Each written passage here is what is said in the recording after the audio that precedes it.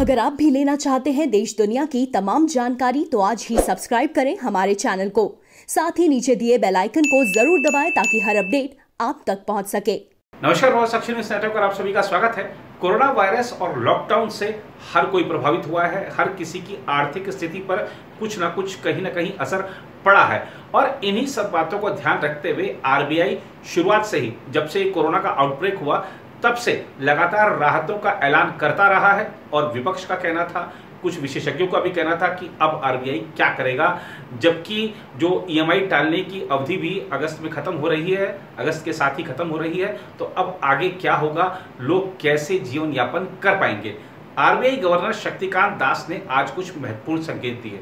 उन्होंने कहा है कि ब्याज दरें में जो नरमी है वो आगे भी बनी रह सकती है। इसके अलावा और क्या बड़ी बातें कही हैं आरबीआई गवर्नर ने, आइए आपको दिखाते हैं। भारतीय रिजर्व बैंक ने ब्याज दरों में आगे और कटौती के संकेत देते हुए गुरुवार को कहा है कि कोविड-19 महामारी से अर्थव्यवस्था को बचाने के लिए किए गए उपायों को जल्द नहीं हटाया जाएगा। आरबीआई गवर्नर शक्तिकांत दास ने एक कार्यक्रम में कहा, चाहे दर में कटौती हो या फिर अन्य नीतिगत कदम, हमारे तरकश के तीर अभी खत्म नहीं हुए हैं। आरबीआई ने 6 अगस्त को जारी नीतिगत समीक्षा में रेपो दरों में कोई बदलाव नहीं किया था।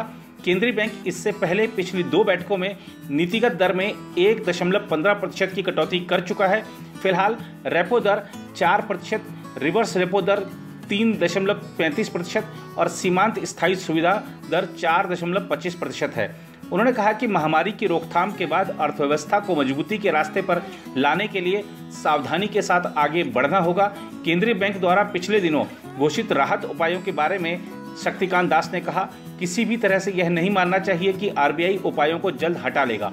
उन्होंने कहा कि कोविड-19 महामारी के प्रकोप और अन्य पहलुओं पर एक बार स्पष्टता होने के बाद आरबीआई मुद्रास्फीति और आर्थिक वृद्धि पर अपने पूर्वानुमान देना शुरू कर देगा।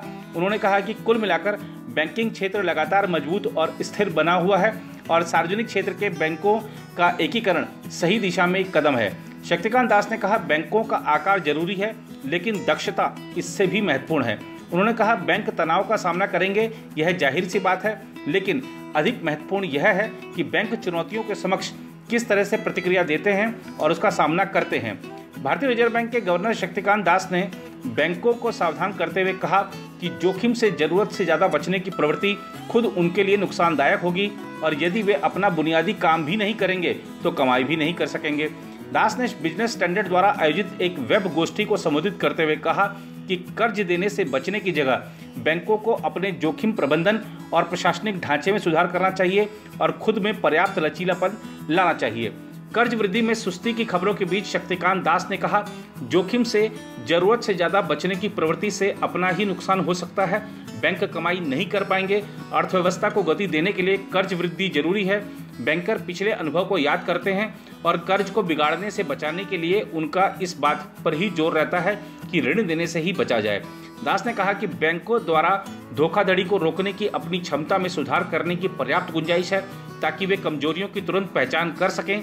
आरबीआई गवर्नर ने कहा कि कुल मिलाकर बैंकिंग प्रणाली मजबूत और स्थिर हुई है और ऋणदाताओं को आने वाले समय में वृद्धि के नए मॉडल को विकसित करना होगा। उन्होंने कहा कि महामारी के खिलाफ सरकार ने वित्तीय स्तर पर काफी जिम्मेदारी, सूझबूझ और सोच विचार के साथ कदम उठाए हैं। उधर कोरोना वायरस की रफ्तार देश में तेज हो चली है। जब से कोरोना का आउटब्रेक हुआ है तब से पूरे विश्व में अगर सर्वाधिक आंकड़ा कहीं आया है तो आज वो भारत में आया है। बीते 24 घंटों में 75,000 से ज्यादा नए मामले सामने आए हैं। क्या है आज का स्वास्थ्य मंत्रालय का अपडेट, आइए आपको दिखाते हैं। देश में पिछले 24 घंटे में कोविड-19 के रिकॉर्ड 75,000 से ज्यादा नए मरीज मिले हैं, जिसके बाद देश में बृहस्पतिवार को कुल संक्रमितों की संख्या 33 लाख के पार पहुंच गई। वहीं अब तक इस खतरनाक वायरस से मुक्त हो चुके लोगों की संख्या 25 लाख को पार कर चुकी है। केंद्रीय स्वास्थ्य मंत्रालय की ओर से सुबह 8 बजे जारी आंकड़ों के अनुसार पिछले 24 घंटे में रिकॉर्ड 75,760 नए मामले सामने आए हैं और इसके बाद संक्रमितों की संख्या बढ़कर 33,10,234 हो गई। वहीं इस अवधि में इस खतरनाक वायरस की वजह से 1023 लोगों की जान गई और मृतकों की संख्या बढ़कर 60,472 हो गई। देश में अब तक 25,23,771 मरीज स्वस्थ हो चुके हैं और स्वस्थ होने की दर 76.24% दर्ज की गई। वहीं कोविड-19 रोगियों की मृत्यु दर भी घटकर 1.83% हो गई।